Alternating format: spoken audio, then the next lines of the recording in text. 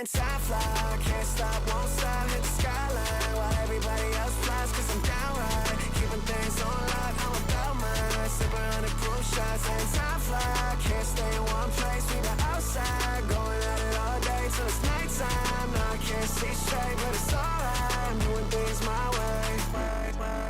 I'm up going out now, I'm up going out now, I'm up going. Stay out of my business, attitude switching, no speed limit, chrome heart dripping, righting my wrongs, brighten that picture, future so blurry, couldn't frame it with a filter. So I don't know why I act, babe. Need some money in the city where the bags are. Took her out of work and now she never going back to it. Said it feels better when you come and put your hands on it. Oh yeah, don't got no money so you spending mine. Back to LA and now we going up. Came from the back and now we in the front. Still in the club and now you know we letting time fly.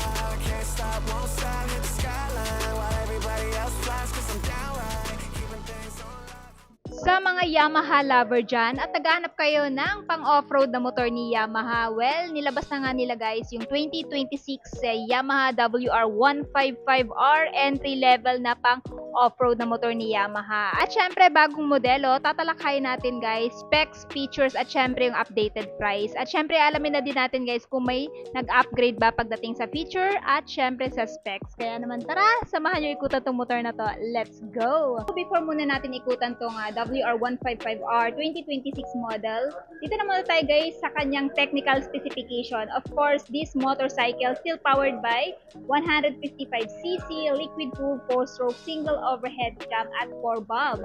Ito ay merong single cylinder at syempre may lakas na 12.3 kilowatts at 10,000 RPM and max torque of 14.3 Newton meter at 6,500 RPM. And then pagdating naman guys sa kanyang seat height, ito ay meron seat height na 880mm at ground clearance na 245mm. Kaya naman, ayan, sa mga malalaking humps, hindi na po tatama yung ilalim na bahagi ng motor na to kasi napakataas po ng ground clearance niya. At perfect na perfect po ito, lalong-lalo dun sa mga matatangkad. So, my height guys is 5'5", abot ko to, yun nga lang naka-tiptoe tayo. Front look guys, yung una nyo talaga mapapansin dito is yung kanyang napaka astig na decals, no, which is itong color combo na yellow, cyan at saka violet.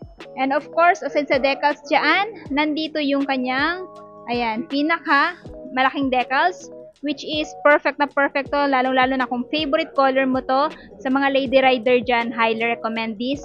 Ayan, pang off-road na motor ni Yamaha kasi bagay na bagay to sa inyo, mga mima ko. So, dito tayo sa kanyang headlight. Of course, ito pa rin po is naka-halogen or bulb type, turn signal, naka-bulb type pa rin. Pero kahit ganun pa man, maliwanag pa rin naman yung buga nito pagkagabi. So, ginamitan pa rin siya guys ng an inverted telescopic fork suspension with single disc, dual path, piston brake caliper. And din dito, ito naman yung kanyang built dito sa side. Ayan. So, yung kulay na kanyang chassis at saka yung kulay na kanyang decals nag-complement talaga. So, for me, ayan, gustong-gusto ko tong kulay na to kasi nag-complement talaga sa overall looks niya. So, dito tayo sa kanyang dashboard. Of course, dito sa kanyang dashboard, guys, naka-fully digital na siya, no? So, makikita nyo naman, nandyan yung kanyang, So, nandyan yung speedometer, fuel gauge, RPM, tapos meron siyang trip. So, yung kinaganda dito, meron na din siyang gear indicator kung saan malalaman mo kung anong gear ka na. Meron siyang isang button dito, guys. Check natin. Meron din siyang time. Ayan. So, F-Eco, average F-Eco, at saka yung kilometer kung ilan ay natakbo. Trip 1 at trip 2, trip F. Ayan. So, nandito yung kanyang RPM, tsaka yung speedometer, fuel gauge. Ayan. So, dito naman tayo sa kanyang buttons and switches. So, pagdating sa button switches, guys, meron siyang kill switch off, activated electric start. Sa kabila naman, meron siyang hazard light. Ayan. Tapos, pwede natin siyang i-off, high beam, low beam, turn signal, horn, at saka yung pass light. And then, pagdating dito, aggressive pa rin naman yung kanyang grip, no? Naked handlebar. Tapos, dito naman sa kanyang fuel tank, meron siyang capacity na 8.1 liter, kaya naman malalayo na rin yung mararating nyo bago kayo magpagasolina ulit. Tapos, sa seat naman niya, seat cover is naka-sun type. Ayan, no? So, Ito yung kanyang engine. So, pagdating sa engine guys, silver pa rin yung kulay. Yung chassis, naka-cyan din. Ito yung kanyang radiator. Pero kung gusto mo naman mag-upgrade ng radiator cover, pwede naman as long as may available sa aftermarket. So, ito yung kanyang brake pedal. Apakan ng driver. Ito yung apakan ng angkas guys. Tapos, ito yung monoshock niya. So, monoshock, swing arm pa rin yung gamit. Single disc at Nissan. Ayan. So, pagpasensyahan nyo na guys kung medyo maingay. Hindi kasi natin gamit yung ating auto consolation na mic. No? So, ayan. Single hydraulic disc brake with single path piston brake caliper. So, yung tire size niya sa likod is 4.10 by 18. While dito sa front naman is 2.75 by 21. No? Tapos, ito naman yung kanyang taillight.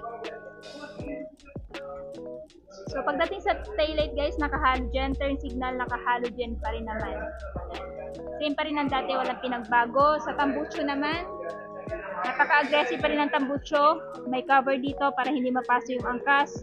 Ayan, tapos, tirakpan pa ng side fairings niya. And then, ito naman yung kanyang chain, no? So, meron pa rin siyang chain cover plastic. Meron pa rin naman. Tapos, ito yung apakan ng angkas. Siyempre, yung cambia ng driver, no? So, meron siyang cambia na 5-speed manual constant mesh. So, ito yung sa side naman niya na view dito sa kabila. Ayan. So, ito yung magandang motor guys. Kung mahilig kayong mag-gaming sa off-road, kung gusto nyo ng ganitong klaseng motor, perfect na perfect. So, kasi usually, nakikita ko dito nilalaro dito nila, kaso nga lang binabaklas nila yung mga headlight ganyan. So, napakaganda ng torque at saka power nito guys, hindi na din kayo mabibitin. Tatanong naman, gaano ba siya kabigat?